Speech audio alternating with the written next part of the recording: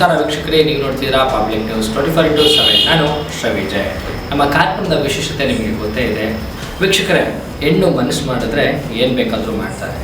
ಮನುಷ್ಯ ಎಲ್ಲಿ ಹುಟ್ಟುತ್ತಾನೆ, ಎಲ್ಲಿ ಬೆಳಿತಾನೆ ಅನ್ನೋದು ಇಂಪಾರ್ಟೆಂಟ್ ಅಲ್ಲ, ಅವನು ಕೊನೆಯದಾಗಿ ಏನು ಮಾಡ್ತಾನೆ ಅನ್ನೋದು ಇಂಪಾರ್ಟೆಂಟ್ ಆಗುತ್ತೆ. ಹಾಗೆ ಇಲ್ಲಿ ಒಬ್ಬರು ಕೂಡ ಇವರು ಎಷ್ಟೋ ಕುಟುಂಬಕ್ಕೆ ದಾರಿದೀಪ ಆಗಿದ್ದಾರೆ, ಎಷ್ಟೋ ಜನರಿಗೆ ರೋಲ್ ಮಾಡಲು ಕೂಡ ಆಗಿದ್ದಾರೆ. ಇವರ ಜೀವನದಲ್ಲಿ ನಂಬಿದ್ದು ಇವ್ರ ಕೆಲಸನ ಮಾತ್ರ. ಇವರು ಕೆಲಸಕ್ಕೆ ಅಂತ ನಿಂತ್ಕೊಂಡ್ರೆ ಯಾವತ್ತೂ ಕೂಡ ಸಮಯ ಟೈಮನ್ನ ನೋಡಿದವರಲ್ಲ. 24 ಗಂಟೆನೂ ಕೂಡ ಕೆಲಸ ಮಾಡೋದಕ್ಕೆ ರೆಡಿ ಇರ್ತಾರೆ. ಅದರಲ್ಲೂ ಇವರ ಡಿವಿಷನ್ನಲ್ಲಿ ಏನಾದರೂ ಸಮಸ್ಯೆ ಅಂತ ಬಂದರೆ ಬರೀ ಫೋನಲ್ಲೆಲ್ಲ ಆ ಸ್ಥಳಕ್ಕೆ ಬಂದು ಏನು ಸಮಸ್ಯೆ ಇರುತ್ತೆ ಅಂತ ಪರಿಶೀಲನೆ ಮಾಡ್ತಾರೆ. ಮೇಡಮ್ ನಮಸ್ತೆ. ಕಾರ್ಯಕ್ರಮಕ್ಕೆ ಸ್ವಾಗತ. Thank you. ನಮ್ಮ ಕಾರ್ಯಕ್ರಮ ವಿಶೇಷತೆ ಅಂದರೆ ಒಂದು ಪೊಲೀಸ್ ಸ್ಟೋರಿ ಅಂತ ಒಂದು ಪ್ರೋಗ್ರಾಮ್ ಮಾಡ್ತಾ ಇದ್ದೀವಿ. ಸೊ ಲೈಕ್ ನಮ್ಮ ಲೈಫ್ ಜರ್ನಿನಲ್ಲಿ ಪ್ರತಿಯೊಬ್ಬರಿಗೂ ಕೂಡ ಏನಾದರೂ ಒಂದು ಡಿಫ್ರೆಂಟ್ ಆದಂಥ ಲೈಫ್ ಸ್ಟೈಲ್ ಇರುತ್ತೆ. ಪೊಲೀಸ್ ಅಂತ ಅಂದರೆ ಒಂದು ಹವಾ ಇರುತ್ತೆ, ಅವ್ರದ್ದೊಂದು ಪವರ್ ಇರುತ್ತೆ. ಅವ್ರ ಲೈಫಲ್ಲೂ ಕೂಡ ಏನಾದರೂ ಒಂದು ಕಂಡುಕೊಂಡು ಒಂದು ಡಿಫ್ರೆಂಟ್ ವೇನಲ್ಲಿ ಟ್ರಾವೆಲ್ ಮಾಡ್ತಿರ್ತಾರೆ. ಸೊ ಈ ಸ್ಟೋರಿನಲ್ಲಿ ಇವತ್ತಿನ ಒಂದು ಕಾರ್ಯಕ್ರಮದಲ್ಲಿ ನಿಮ್ಮ ಲೈಫ್ ಜರ್ನಿ ಬಗ್ಗೆ ಒಂದು ಚಿಕ್ಕ ತುಣುಕು, ಅಂದರೆ ನೀವು ಬೆಳೆದು ಬಂದಂಥದ್ದು, ನೀವು ಟ್ರಾವೆಲ್ನಲ್ಲಿ ಇಷ್ಟು ವರ್ಷ ಎಕ್ಸ್ಪೀರಿಯೆನ್ಸ್ನಲ್ಲಿ ನೀವು ಕಂಡುಕೊಂಡಂಥ ಒಂದು ಸಂತೋಷ ಆಗಿರ್ಬೋದು, ದುಃಖ ಆಗಿರ್ಬೋದು, ಮತ್ತು ನೀವು ನಮ್ಮ ಸೊಸೈಟಿಗೆ ಕೊಡ್ತಿರುವಂಥ ಕಾಂಟ್ರಿಬ್ಯೂಷನ್, ಅದ್ರ ಬಗ್ಗೆ ಚಿಕ್ಕದಾಗಿ ಸ್ಟಾರ್ಟ್ ಮಾಡೋಣ ಮೇಡಮ್. ನನ್ನ ಹೆಸರು ಪುಟ್ಟಮ್ಮ ಅಂತೇಳಿ, ಬೆಂಗಳೂರು ಗ್ರಾಮಾಂತರ ಜಿಲ್ಲೆಯಿಂದ ಬಂದವಳು. ಅಂದರೆ ಕನಕಪುರ ತಾಲೂಕು ಕೋಡಿಹಳ್ಳಿ ಅಂತೇಳಿ ನನ್ನ ಸ್ವಂತ ಊರು. ನಮ್ಮ ತಂದೆ ರೈತಾಪಿ ಕುಟುಂಬದಿಂದ ಬಂದವರು, ನಾವು ಮಧ್ಯಮ ವರ್ಗದಿಂದ ಬಂದಿದ್ದೀವಿ. ಆಗಿನ ಸುಮಾರು 20 ವರ್ಷಗಳ ಹಿಂದೆ ಯಾರೂ ಕೂಡ ಹೆಣ್ಮಕ್ಳುಗಳು ಜಾಬ್ಗೆಲ್ಲ ಜಾಸ್ತಿ ಹೋಗ್ತಾ ಇರಲಿಲ್ಲ, ಹೊರಗಡೆ ಕೆಲಸಕ್ಕೆ ಅಂತ ಹೋಗ್ತಾ ಇರಲಿಲ್ಲ. ಆ ಸಂದರ್ಭದಲ್ಲಿ ನಾನು ಒಂದು ಪದವಿ ಮುಗಿಸಿ ಈ ಒಂದು ಡಿಪಾರ್ಟ್ಮೆಂಟಿಗೆ, ಪೊಲೀಸ್ ಡಿಪಾರ್ಟ್ಮೆಂಟಿಗೆ ನಾನು ಬರೋದು ಅಂದರೆ ತುಂಬಾ ಆಶ್ಚರ್ಯ. ಯಾಕಂದರೆ ಇಡೀ ಒಂದು ವ್ಯವಸ್ಥೆನಲ್ಲಿ ಹೆಣ್ಮಕ್ಳು ಹೊರಗಡೆ ಬರೋದೇ ಹೆಚ್ಚು. ಅವಾಗೆಲ್ಲ ಏನಿದ್ರು ಒಂದು 15-16 ವರ್ಷಕ್ಕೆ ಹೆಣ್ಮಕ್ಳಿಗೆ ಮದುವೆ ಮಾಡಿ ಕಳಿಸ್ಬಿಡ್ತಾಯಿದ್ರು. ಗ್ರ್ಯಾಜುಯೇಷನ್ನು ಕೂಡ ಮಾಡ್ತಾ ಇರಲಿಲ್ಲ. ಅಂಥ ಸಂದರ್ಭದಲ್ಲಿ ನಾನು ಪದವಿಯನ್ನು ಮುಗಿಸಿ ಕರ್ನಾಟಕ ರಾಜ್ಯ ಪೊಲೀಸ್ ಇಲಾಖೆಗೆ ನಾನು 1999 ಸೇರಿಕೊಂಡೆ. ನನಗೆ ಯಾವುದೇ ರೀತಿ ಏನು ಅದ್ರ ಬಗ್ಗೆ ಮುನ್ನೆಲೆ ಏನು ಗೊತ್ತಿಲ್ಲ.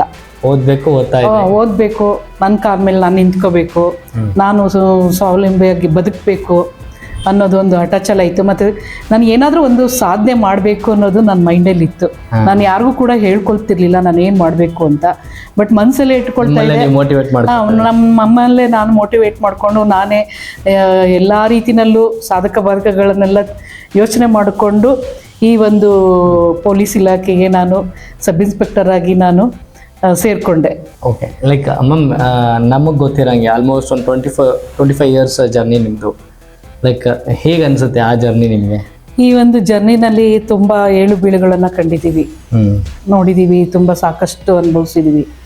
ನಾನು ಪ್ರಥಮವಾಗಿ ಮೈಸೂರಿನಲ್ಲಿ ಕರ್ನಾಟಕ ಪೊಲೀಸ್ ಅಕಾಡೆಮಿನಲ್ಲಿ ಒಂದು ತರಬೇತಿ ಮುಗಿಸ್ಕೊಂಡು ಬಂದೆ. ಆನಂತರ ಬೆಂಗಳೂರು ಗ್ರಾಮಾಂತರ ಜಿಲ್ಲೆ ರಾಮನಗರ ಮತ್ತು ದೊಡ್ಡಬಳ್ಳಾಪುರದಲ್ಲಿ ಪ್ರಾಯೋಗಿಕ ತರಬೇತಿಯನ್ನು ಮುಗಿಸ್ಕೊಂಡು ಆ ಒಂದು ಪ್ರಾಯೋಗಿಕ ತರಬೇತಿನಲ್ಲಿ ಫಸ್ಟ್ ಏಡ್ಗೆ ನಾನು ರಾಮನಗರ ಪೊಲೀಸ್ ಸ್ಟೇಷನ್ನಲ್ಲಿ ಪ್ರೊಬೇಷನರಿಯಾಗಿ ಕರ್ತವ್ಯ ನಿರ್ವಹಿಸಬೇಕಾದ್ರೆ ಫಸ್ಟ್ ಡೇನೇ ಲೇಡಿದು ಮರ್ಡರ್ ಆಗುತ್ತೆ. ಆವಾಗ ನಾನು ಪ್ರೊಬೇಷನರು, ಅಲ್ಲಿದ್ದಂತಹ ಸರ್ಕಲ್ ಇನ್ಸ್ಪೆಕ್ಟ್ರು ನಮಗೆ ಒಂದು ವೃತ್ತಿಯನ್ನು ಕಲಿಸಿದಕ್ಕೋಸ್ಕರ ಆ ಡೆಡ್ ಬಾಡಿನೆಲ್ಲ ನಮ್ಮ ಕೈಲಿ ಎತ್ತಿಸಿದ್ರು.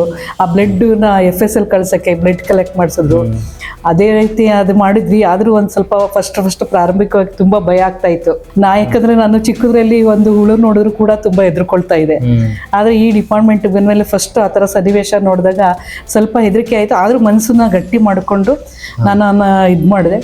ಆನಂತರ ಪೋಸ್ಟ್ ಮಾರ್ಟಮ್ ಮಾಡ್ಬೇಕಾದ್ರೆ ಅಲ್ಲಿ ಬಿಟ್ಟರು. ಅಲ್ಲಿ ಬರೀ 2 ವೈದ್ಯರು ಮತ್ತು ನಾನು ಒಬ್ಬಳೇ ಇದ್ದೆ. ಅವಾಗ ಫುಲ್ಲು ಪೋಸ್ಟ್ ಮಾರ್ಟಮ್ ನೋಡಬೇಕಾದ್ರೂ ಕೂಡ ತುಂಬ ಗಟ್ಟಿ ಮನಸ್ಸು ಮಾಡಿಕೊಂಡು ನೋಡಿದೆ. ಆಮೇಲೆ ಬರ್ತಾ ನನಗೆ ತುಂಬ ಧೈರ್ಯ ಬಂತು. ಯಾವುದೇ ಸಂದರ್ಭದಲ್ಲೂ ಕೂಡ ನಿಂತು ಧೈರ್ಯವಾಗಿ ನಾನು ಕೆಲಸ ಮಾಡ್ತಾ ಇದ್ದೆ. ನಾನು ಪ್ರಥಮವಾಗಿ ಹಲಸೂರುಗೇಟ್ ಪೊಲೀಸ್ ಠಾಣೆಗೆ ಕಾನೂನು ಸುವ್ಯವಸ್ಥೆಯ ಸಬ್ ಇನ್ಸ್ಪೆಕ್ಟರ್ ಆಗಿ ನಾನು ಬಂದ ನಂತರ ಅಲ್ಲಿ ಈ ಚಿಕ್ಕಪೇಟೆ ಸಿಟಿ ಮಾರ್ಕೆಟು ಹಲಸೂರುಗೇಟು ವಾಣಿಜ್ಯ ವ್ಯವಹಾರದ ಡಿಫ್ರೆಂಟ್ ಸೆಕ್ಟರ್. ಪ್ರತಿದಿನ ಅಲ್ಲಿ ಅವಾಗ ಸಾವಿರಾರು ಜನ ಬಂದು ಹೋಗ್ತಾ ಇದ್ರು, ವ್ಯಾಪಾರ ವಹಿವಾಟುಗಳು ಬಹಳ ನಡೀತಾ ಇತ್ತು. ಅಂತ ಸಂದರ್ಭದಲ್ಲಿ ಏನಾಗ್ತಾ ಇತ್ತು ಅಂದ್ರೆ ಈ ಒಂದು ಸ್ಥಳೀಯವಾಗಿ ಈ ಹೊಡೆದಾಟಗಳು, ಜಗಳಗಳು, ಮತ್ತೆ ಈ ರೌಡಿಸಮ್ಮು ಈ ತರ ಎಲ್ಲ ಇರ್ತಾ ಇತ್ತು. ಅದರಲ್ಲಿ ಹಲಸೂರ್ಗೇಟ್ ಪೊಲೀಸ್ ಠಾಣಾ ಲಿಮಿಟ್ಸ್ ಅಲ್ಲಿ ಪ್ರತಿದಿನ ಏನಾದ್ರು 2-3 ಮುಷ್ಕರಗಳು ನಡೀತಾ ಇದ್ದವು. ಮುಷ್ಕರಗಳು ನಡೀತಾ ಇರ್ಬೇಕಾದ್ರೆ ನಾವು ಕಿಲೋಮೀಟರ್ ಗಟ್ಟಲೆ ಅವ್ರನ್ನ ಕರ್ಕೊಂಡು ನಡ್ಕೊಂಡು ಅವ್ರನ್ನ ಯಾವುದೇ ರೀತಿ ರಸ್ತೆ ಸಂಚಾರಕ್ಕೆ ಅಡಚಣೆ ಆಗದಿದ್ದಂಗೆ, ಸಾರ್ವಜನಿಕರಿಗೆ ತೊಂದರೆ ಆಗದಿದ್ದಂಗೆ ಅವ್ರನ್ನ ನಾವು ಮುಷ್ಕರಕ್ಕೆ ನಾವು ಅವ್ರಿಗೆ ಯಾವುದೇ ರೀತಿ ತೊಂದರೆ ಆಗದಿದ್ದಂಗೆ ಕರ್ಕೊಂಡೋಗಿ ಅವ್ರ ಸಮಸ್ಯೆಗಳನ್ನ ಬಗೆಹರಿಸ್ಕೊಳ್ಳೋಕ್ಕೋಸ್ಕರ ನಾವು ನಮ್ಮ ಕರ್ತವ್ಯವನ್ನು ನಿರ್ವಹಿಸ್ತಾ ಇದ್ವಿ. ಗ್ರಾಮೀಣ ಪ್ರದೇಶದಿಂದ ಬಂದು ಇಲ್ಲಿ ಸಡನ್ ಆಗಿ ಪೊಲೀಸ್ ಇಲಾಖೆ, ಸ್ಟ್ರೈಕು, ಹೊಡೆದಾಟ, ಗಲಾಟೆ. ಈಗ ಪೊಲೀಸ್ ಸ್ಟೇಷನ್ಗೆ ಬರೋರೆ ಏನಾದ್ರು ಸಮಸ್ಯೆ ಮಾಡ್ಕೊಂಡೇ ಬರೋರು, ಯಾರು ಬಂದ್ಬಿಟ್ಟು ಏನು ವೆಲ್ಕಮ್ ಮಾಡೋರು ಇರಲ್ಲ, ಏನಾದ್ರೂ ಒಂದು ಪ್ರಾಬ್ಲಮ್ ಮಾಡ್ಕೊಂಡು ಬಂದಿರ್ತಾರೆ. ಅಂತ ಸಿಚುವೇಶನ್ ಎಲ್ಲ ಹೇಗೆ ಹ್ಯಾಂಡಲ್ ಮಾಡ್ತಾ ಇದೆ? ಅದು ಪ್ರತಿದಿನ ನಮ್ಗೆ ಒಂದೊಂದು ದಿನನೂ ಒಂದೊಂದು ಅನುಭವ. ಒಂದೊಂದು ದಿವಸ ಹೊಡೆದಾಡ್ಕೊಂಡು ರಕ್ತ ಸುಸ್ಕೊಂಡು ಬರ್ತಾ ಇದ್ರು, ಇನ್ನೊಂದು ದಿವಸ ಯಾರು ಒಂದು ರಸ್ತೆನಲ್ಲಿ ಡೆಡ್ ಬಾಡಿ ಬಿದ್ದಿರೋದು, ವಿಕಾರವಾಗಿ ಆಕ್ಸಿಡೆಂಟ್ ಆಗಿ ಸತ್ತಿರೋರು, ಇವನ್ನೆಲ್ಲ ನೋಡಿ ನಮ್ಗೆ ಪ್ರತಿದಿನ ನಮ್ಗೆ ಒಂದು ಮುಂದೆ ಕರ್ತವ್ಯ ನಿರ್ವಹಿಸಕ್ಕೆ ಧೈರ್ಯ ಬಂತೆ ಹೊರತು ಹಿಂದೆ ಅಂತೂ ಕಾಲನ್ನ ನಾವು ಇಡ್ಲಿಲ್ಲ, ಹಿಂದೆ ಹೆಜ್ಜೆ ಇಟ್ಟಿಲ್ಲ. ಡೇ ಟು ಡೇ ನಾನು ಮುಂದೆ ಬರ್ತಾ ಬರ್ತಾ ಧೈರ್ಯವಾಗಿ ಕೆಲಸ ನಿರ್ವಹಿಸಕ್ಕೆ ಬೆಳಿತಾ ಇದ್ದಾನೆ ಹೊರತು ಹಿಂದೆ ಅಂತೂ ಹೆಜ್ಜೆ ಇಡ್ತಾ ಇರ್ಲಿಲ್ಲ. ಎಲ್ಲ ಒಂದ್ ಕಡೆ ಚಾಲೆಂಜಸ್ ಆಗಿ ಕರ್ತವ್ಯ ನಿರ್ವಹಿಸೋದ್ರಲ್ಲಿ ತುಂಬಾ ಆಸಕ್ತಿ ತೋರಿಸ್ತಾ ಇದೆ. ಮ್ಯಾಮ್, ಇವಾಗ ನೀವು ಹಲಸೂರ್ಗೇಟ್ ಅಲ್ಲಿ ನಾನು ಕೇಳಿದ ಮಟ್ಟಿಗೆ ಸಾಕಷ್ಟು ದೊಡ್ಡ ದೊಡ್ಡ ಖಾತೆಗಳನ್ನ ನೋಡ್ಕೋತಾ ಇದ್ರಿ. It's like a challenging for you since it is a beginning ಆದ್ರೂ ಕೂಡ ಸಾಕಷ್ಟು ಚಾಲೆಂಜಿಂಗ್ಸ್ ಟಾಸ್ಕ್ ನ ಮಾಡ್ತಾ ಇದ್ರಿ. ಅದೆಲ್ಲ ಹೇಗೆ ಅನಿಸ್ತಾ ಇತ್ತು? ನಾನು ಹಲಸೂರ್ಗೇಟ್ ಪೊಲೀಸ್ ಸ್ಟೇಷನ್ ಅಲ್ಲಿ ತುಂಬಾ ಅಲ್ಲಿ ಯಾರು ಬಂದ್ರು ಕೂಡ 1 ವರ್ಷ 2 ವರ್ಷ ಅಷ್ಟೇ ಇರ್ತಾ ಇದ್ರು. ನಾನು 3.5 ವರ್ಷಗಳ ಕಾಲ ನಾನು ಅಲ್ಲಿ ಕರ್ತವ್ಯ ನಿರ್ವಹಿಸಿದೆ. ನನ್ಗೆ ಆ ಸ್ಟೇಷನ್ ಅಲ್ಲಿ ಕೆಲಸ ಮಾಡೋದ್ರಿಂದ ನಂಗೆ ತುಂಬಾ ಧೈರ್ಯ ಬಂತು. ಎಲ್ಲಿ ಇಡೀ ಕರ್ನಾಟಕದಲ್ಲಿ ಯಾವ ಒಂದು ಮೂಲೆಯಲ್ಲಿ ಕೊಟ್ಟರು ಕೂಡ ಕರ್ತವ್ಯ ನಿರ್ವಹಿಸ್ತೀನಿ ಅನ್ನೋ ಒಂದು ಕಾನ್ಫಿಡೆನ್ಸ್ ನನಗೆ ಬಂತು. ಒಂದು ಅಲ್ಲಿ ಪೊಲೀಸ್ ಸ್ಟೇಷನ್ ಅಲ್ಲಿ ಒಂದು ಕೆಲಸ ಮಾಡ್ಬೇಕಾದ್ರೆ ಒಬ್ಬ ಕಾರ್ ಡ್ರೈವರ್ ಮಿಸ್ಸಿಂಗ್ ಕೇಸ್ ಬರುತ್ತೆ ಬೆಂಗಳೂರು ಗಿರಿನಗರದಿಂದ. ಮಿಸ್ಸಿಂಗ್ ಕೇಸ್ ಬರ್ಬೇಕಾದ್ರೆ ಅವರು ಯಾವುದೇ ಒಂದು ಕ್ಲೂ ಇರಲ್ಲ. ಕ್ಲೂ ಇಲ್ದಿದಾಗ ಅದನ್ನ ಮಿಸ್ಸಿಂಗ್ ಕೇಸ್ ಬರುತ್ತೆ, ನಾನು ತನಿಖೆ ಮಾಡ್ತಾ ಇರ್ತೀನಿ. ಆವಾಗ ಏನು ಇಷ್ಟು ಒಂದು ಟೆಕ್ನಾಲಜಿ ಏನು ಇರಲಿಲ್ಲ ಅವಾಗ. ಸುಮಾರು 2002-3ನೇ ಸಾಲಿನಲ್ಲಿ ಯಾವುದೇ ರೀತಿ ಟೆಕ್ನಾಲಜಿ ಇರಲಿಲ್ಲ. ಅಂತ ಸಂದರ್ಭದಲ್ಲೂ ಅಂತ ಒಂದು ಫೋನು ಇರಲಿಲ್ಲ. ಕೇವಲ ಒಂದು ಮೊಬೈಲ್ ಫೋನ್ದು CDR ತಗೊಂಡು ನಾನು ಅದು ಆ ಹುಡುಗ ಮರ್ಡರ್ ಆಗಿದ್ದ, ಅಂದ್ರೆ ಕೊಲೆ ಆಗಿದ್ದ. ಅಲ್ಲಿ ಧರ್ಮಸ್ಥಳದ ಹತ್ರ ಫ್ರೆಂಡ್ಸ್ ಎಲ್ಲ ಕರ್ಕೊಂಡು ಹೋಗ್ಬಿಟ್ಟು ಅವನಿಗೆ ಯಾವುದೋ ಒಂದು ಹುಡುಗಿ ವಿಚಾರಕ್ಕೆ ಅವನಿಗೆ ಸ್ಟ್ಯಾಂಗ್ಲೇಟ್ ಮಾಡಿ ಸಾಯಿಸ್ಬಿಟ್ಟು ಹಾಸನದಲ್ಲಿ ದುದ್ದಾಕೆರೆಗೆ ಅವನ್ನ ಎಸ್ದು ಬಂದಿದ್ರು. ಆ ನಂತರ ಕಾರ್ನ ತಗೊಂಡೋಗಿ ಕುಶಾಲ್ ನಗರದ ಹತ್ರ ಒಂದು ಘಾಟ್ ಸೆಕ್ಷನ್ ಅಲ್ಲಿ ಬಿಸಾಕಿದ್ರು. ಅದನ್ನೆಲ್ಲ ವಾಶ್ ಮಾಡಿ ಬಿಸಾಕಿದ್ರು. ಆವಾಗ ನಾನು ಅದನ್ನ ಮಿಸ್ಸಿಂಗ್ ಕೇಸ್ ಇನ್ವೆಸ್ಟಿಗೇಷನ್ ಮಾಡ್ಬೇಕಾದ್ರೆ ನಾನು ತುಂಬಾ ಆಸಕ್ತಿಯಿಂದ ನಾನು ತನಿಖೆ ಮಾಡಿದೆ. ಕಾರ್ನ ತರಿಸ್ದೆ, FSL ಅವ್ರನ್ನ ಕರೆಸ್ದೆ. ಅಲ್ಲಿ ಒಂದೇ ಒಂದು ಸ್ವಲ್ಪ ವಾಶ್ ಮಾಡಿರೋ ಬ್ಲಡ್ ಸ್ಟೈನ್ ಸಿಕ್ತು. ಅವಾಗ ಅದರಿಂದ ನಾನು ಎಲ್ಲ ಇದ್ ಮಾಡಿ ಆ ಕೊಲೆಗಾರನ ಪತ್ತೆ ಹಚ್ಚಿ ಟೆಕ್ನಾಲಜಿ ಆದ್ರೂ ಕೂಡ ತುಂಬಾ ಆಸಕ್ತಿಯಿಂದ ಆ ಒಂದು ಮೊಬೈಲ್ CDR ತಗೊಂಡು ಸುಮಾರು 15 ಡೇಸ್ 20 ಡೇಸ್ ಒಳಗಡೆ ನಾನು ಆ ಕೇಸ್ನ ಪತ್ತೆ ಹಚ್ಚಿ ಇದು ಮಾಡಿದೆ. ಅದು ಕೊನೆಗೆ ಹುಡುಗ ಕೊಲೆಯಾಗಿ ಸಿಕ್ಕಿದ ಆರೋಪಿಗಳನ್ನೆಲ್ಲ ನಾವು ಹಿಡ್ಕೊಂಡು ಬಂದು ದಸ್ತಗಿರಿ ಮಾಡಿ ಕೋರ್ಟ್ಗೆ ಹಾಜರುಪಡಿಸಿದ್ವಿ. ಮತ್ತೆ ಹಲಸೂರ್ಗೇಟ್ ಲಿಮಿಟ್ಸ್ ಅಲ್ಲಿ ರೌಡಿಗಳು ತುಂಬಾ ಕಾಟ ಇತ್ತು. ಅಲ್ಲಿ ಪಾಪ ವ್ಯವಹಾರ ಮಾಡೋರಿಗೆಲ್ಲ ತುಂಬಾ ಕಿರುಕುಳ ಕೊಡ್ತಾ ಇದ್ರು, ಹಫ್ತಾ ವಸೂಲಿ ಮಾಡಿಕೋಸ್ಕರ. ಅಂಥವ್ರನ್ನೆಲ್ಲ ನಾವು ತುಂಬಾ ಸೆದೆ ಬಿಡಿದ್ವಿ. ಹೆಂಗಿತ್ತು ಮೇಡಮ್ ಅವಾಗ? ಲೈಕ್ ಏನು ನನಗೆ ಒಂಥರ ನನ್ ಹೆಣ್ಮಗಳು ಅಂತ ಯಾವುದೇ ಕಾರಣಕ್ಕೂ ನಾನು ಹಿಂಸೆರ್ತಾ ಇರ್ಲಿಲ್ಲ. ನಾನು ತುಂಬಾ ಧೈರ್ಯವಾಗಿರ್ತಾ ಇದೆ. ಯಾರಿಗೂ ಕೂಡ ಏನು ಇದು ಮಾಡ್ತಾ ಇರ್ಲಿಲ್ಲ.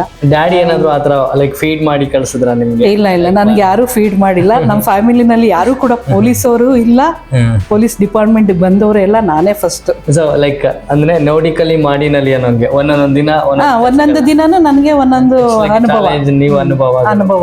ಮ್ಯಾಮ್, ಆಸ್ ಎ ಲೈಕ್ ನೀವು ಹೇಳಿದ್ರಿ ಸೂಪರ್. ಈಗ ನವಡೇಸ್ ಏನಾಗಿದೆ ಅಂದ್ರೆ ಲೇಡೀಸ್ ವರ್ಕಲ್ಲಿ ಎಲ್ಲ ಕಡೆ ಸಮಪಾಲಿದೆ, ಲೈಕ್ ಮೆನ್ ಥರನೇ ವರ್ಕ್ ಮಾಡ್ತಾರೆ. ಸೊ ಅಂದ ಕಾಲದಲ್ಲೇ ನೀವು ಒಂದು ಗ್ರಾಮೀಣ ಪ್ರದೇಶದಿಂದ ಬಂದು ಇಷ್ಟೆಲ್ಲ ಸಾಧನೆ ಮಾಡೋದು, ಮತ್ತು ನಿಮ್ಗೆ ಸಾಕಷ್ಟು ಅವಾರ್ಡ್ಗಳು ಬಂದಿದೆ. ಇವಾಗಲೂ ಕೂಡ ಡಿಪಾರ್ಟ್ಮೆಂಟ್ನಲ್ಲಿ ಯಾರಾದ್ರೂ ಸ್ಟ್ರಾಂಗ್ ಸೂಪರ್ ಅಂತ ಕೇಳಿದ್ರೆ ಫಸ್ಟ್ ಪುಟ್ಟಮ್ಮ ಅಂತ ಹೇಳ್ತಾರೆ. ನನಗೆ ಬಿಕಾಸ್ ಯು ಗೊತ್ತಿಲ್ಲ. Made like that. ನನಗಂತೂ ಗೊತ್ತಿಲ್ಲ. ನಾನು ಅದ್ರ ಬಗ್ಗೆ ಯಾವತ್ತೂ ಕೂಡ ನಾನು ಯೋಚನೆ ಮಾಡಿಲ್ಲ. ನಾನು ಮುಂದೆನೂ ಕೂಡ ನಾನು ಇನ್ನೊಬ್ರು ಬಾಯಲ್ಲಿ ಹೆಸರು ಕೇಳ್ಕೊಳ್ಳೋದಾಗ್ಲಿ, ಅವಾರ್ಡ್ ಹಿಂದೆ ಆಗಿ ಹೋಗೋದಾಗ್ಲಿ ಯಾವ್ದು ಕೂಡ ಮಾಡಿಲ್ಲ. Because of ನನಗೆ your hard ಕರ್ತವ್ಯನೇ ಇಂಪಾರ್ಟೆಂಟ್, ಕೆಲಸನೇ ಇಂಪಾರ್ಟೆಂಟ್. ಬಿಕಾಸ್ ಇನ್ನೊಂದು ಏನಂತಂದ್ರೆ ಲೈಕ್ ಯಾವುದೇ ಒಂದು ಕ್ರಿಟಿಕಲ್ ಸಿಚುವೇಶನ್ಸ್ ಬಂದ್ರು, ಲೈಕ್ ನಿಮ್ಮ ಹತ್ರಕ್ಕೆ ಒಂದು 100 ಕೇಸ್ಗಳು ಬಂತು ಅಂದರೆ ಅದರಲ್ಲಿ FIR ಆಗೋದು ನಮಗೆ ಗೊತ್ತಿರೋಂಗೆ ಒಂದು 4 to 5 ಕೇಸಸ್ ಇರ್ಬೋದು. ಇನ್ನು ರೆಸ್ಟ್ ಆಲ್ ಕೇಸಸ್ ಎಲ್ಲ ನೀವು ಕುಂತು ನಿಂತು ಅವ್ರನ್ನ ಕರೆಸಿ ಎಲ್ಲ ಅಲ್ಲೇ ಕ್ಲಿಯರ್ ಮಾಡಿ ಅಲ್ಲೇ ಒಂದು ಸಮ ಮಾಡಿ ಕಳಿಸ್ತೀರಾ. ಸೊ ಅದರಲ್ಲಿ ನೀವು ನಂಬರ್ 1 ನಾವು ಕೇಳ್ಪಟ್ಟಿರೋ ಹಾಗೆ. ನಾನು ಬಸವನಗುಡಿ ಮಹಿಳಾ ಪೊಲೀಸ್ ಠಾಣೆನಲ್ಲಿ ಕೆಲಸ ಮಾಡ್ತಾ ಇದ್ದೆ. ಅಲ್ಲಿ ವರ್ಷಕ್ಕೆ ಏನಿಲ್ಲ ಅಂದ್ರೆ 1,000 ಚಿಲ್ಲರೆ ಕೌಟುಂಬಿಕ ಕಲಹಗಳ ಕೇಸ್ ಬರ್ತಾ ಇದೆ. ವರದಕ್ಷಿಣೆ, ಕಿರುಕುಳ, ಡೌರಿ ಡೆತ್ತು ಈ ಥರ ಎಲ್ಲ ಬರ್ತಾ ಇತ್ತು. ಈ ಸಣ್ಣ ಪುಟ್ಟ ವಿಷಯಗಳಿಗೆಲ್ಲ ಕೌಟುಂಬಿಕ ಕಲಹ ಮಾಡ್ಕೊಂಡು ಗಂಡ ಹೆಂಡತಿಯವರು ಈ ಥರ ಬರ್ತಾ ಇದ್ರು. ಆವಾಗ ನಾನು ಅವ್ರು ಇಬ್ಬರು ಕಡೆಯವ್ರನ್ನ ಕರೆಸಿ ಅವ್ರಿಗೆ ಸಮಾಧಾನ ಹೇಳಿ, ಈ ಥರ ನೀವು ಸುಮ್ಮನೆ ಯಾಕೆ ಸಣ್ಣ ವಿಷಯಗಳಿಗೆಲ್ಲ ಸಂಸಾರ ಹಾಳು ಮಾಡ್ಕೊಳ್ತೀರಾ, ನೆಮ್ಮದಿ ಹಾಳು ಮಾಡ್ಕೊಳ್ತೀರಾ ಅಂತೇಳಿ ಅವ್ರಿಗೆ ಅರ್ಥ ಆಗೋ ರೀತಿನಲ್ಲಿ ತಿಳುವಳಿಕೆ ಹೇಳಿ ಆದಷ್ಟು ಅವ್ರಿಗೆ ಒಂದುಗೂಡಿ ಬಾಳಂಗೆ ಮಾಡ್ತಾ ಇದೆ. ನಾನು ತುಂಬಾ FIR ನ ಮಾಡ್ತಾ ಇದ್ದೆ, ತುಂಬಾ ಕಡಿಮೆ. 10% ಕೂಡ ನಾನು ಮಾಡ್ತಾ ಇರ್ಲಿಲ್ಲ. ಮ್ಯಾಮ್ ಲೈಕ್ ಅದನ್ನೆಲ್ಲ ನೋಡ್ತಾ ಇದ್ರೆ ನಮ್ಮ ಸೊಸೈಟಿನಲ್ಲಿ ಲೈಕ್ ನಿಮ್ಗೆ ಏನ್ ಅನ್ಸುತ್ತೆ, ಇಷ್ಟೊಂದು ಸಣ್ಣ ಸಣ್ಣ ವಿಚಾರಗಳಿಗೆ ಜಗಳ ಮಾಡ್ಕೊಂಡು ಟಕ್ ಅಂತ ಸ್ಟೇಷನ್ಗೆ ಏನ್ ಕೊರತೆ ಇದೆ ಅನ್ಸುತ್ತೆ ಮೇಡಮ್? ಒಂದು ಅವ್ರಿಗೆ ಮುಂದಾಲೋಚನೆ ಮಾಡೋ ಶಕ್ತಿ ತುಂಬಾ ಕಡಿಮೆ ಅನ್ಸುತ್ತೆ. ಬಹಳ ದುಡುಕ್ತಾರೆ ಈಗಿನ ಕಾಲದ ಹೆಣ್ಮಕ್ಳೇ ಆಗ್ಲಿ ಗಂಡ್ಮಕ್ಳೇ ಆಗ್ಲಿ, ತುಂಬಾ ದುಡುಕು ಸ್ವಭಾವ. ಹಿಂದೆ ಏನು ಕೂಡ ಯೋಚನೆ ಮಾಡೋದಿಲ್ಲ. ಆಮೇಲೆ ಇದು ಮುಂದೆ ನಮ್ಮ ಫ್ಯೂಚರ್ ಏನಾಗುತ್ತೆ, ನಮ್ಮ ಭವಿಷ್ಯ ಏನಾಗುತ್ತೆ ಅಂತ ಯಾರು ಕೂಡ ಅಲ್ಲಿ ಯೋಚನೆ ಮಾಡೋದಿಲ್ಲ. ಸಡನ್ಲಿ ಡಿಸಿಷನ್ ತಗೊಳ್ತಾರೆ. ಇದರಿಂದಾಗಿ ಯಾವತ್ತೂ ಅಷ್ಟೇನೆ ನಾವು ಯಾವುದೇ ಒಂದು ಕೆಲಸವನ್ನ ಮಾಡಬೇಕಾದ್ರೆ ಅದರಿಂದ ಏನು ಅನಾನುಕೂಲ ಆಗುತ್ತೆ, ಏನು ಅನುಕೂಲ ಆಗುತ್ತೆ, ಎರಡನ್ನೂ ಕೂಡ ಯೋಚನೆ ಮಾಡಿ ನಾವು ಸೂಕ್ತ ನಿರ್ಧಾರ ತಗೊಳ್ಳೋದು ಒಳ್ಳೇದು. ಹೆಣ್ಮಕ್ಳು ಕೂಡ ಅಷ್ಟೇನೆ ತುಂಬಾ ಒಂದು ತಾತ್ಕಾಲಿಕವಾಗಿ ಯೋಚನೆ ಮಾಡಬಾರ್ದು. ಅವರು ಮುಂದೆ ಶಾಶ್ವತವಾಗಿ ಜೀವನದ ಬಗ್ಗೆ, ಮುಂದಿನ ಶಾಶ್ವತ ಜೀವನದ ಬಗ್ಗೆ ಅವ್ರು ಯೋಚನೆ ಮಾಡಬೇಕು. ಅವ್ರ ಮುಂದೆ ಜೀವನ ಲೈಫ್ ಸ್ಟೈಲ್. ಸೊ ಈ ನೀವ್ ಹೇಳೋ ತರ ಲೈಕ್ ಒಂದ್ ಸಣ್ಣ ಪುಟ್ಟ ಕೋಪಗಳಿಗೆ ಸಡನ್ ಆಗಿ ಸಣ್ಣ ವಿಚಾರಗಳಿಗೂ ಕೂಡ ಎಷ್ಟೋ ಜನ ಜಗಳ ಮಾಡ್ಕೊಂಡು ಸಂಸಾರನೆಲ್ಲ ಹಾಳು ಮಾಡ್ಕೊಂಡಿದ್ದಾರೆ. ಅದು ಸರಿ ಇಲ್ಲ. ಸಂಸಾರ ಅಂದ್ಮೇಲೆ ಒಂದು ಬಂದೇ ಬರುತ್ತೆ. ಇಬ್ರಲ್ಲಿ ಯಾರು ಒಬ್ರು ಸೋಲ್ಬೇಕು, ಅರ್ಥ ಮಾಡ್ಕೊಂಡು ಒಬ್ರಿಗೊಬ್ರು ಸೋಲ್ಬೇಕು. ಸೋಲ್ತಾಗ ಅವಾಗ ಅವರು ಜೀವನ ಚೆನ್ನಾಗಿರುತ್ತೆ. ಮತ್ತಷ್ಟು ಸುದ್ದಿಗಳಿಗಾಗಿ ನೋಡ್ತಾ ಇರಿ ಪಬ್ಲಿಕ್ ನ್ಯೂಸ್ 24x7. ಇದು ಸತ್ಯದ ಧ್ವನಿ.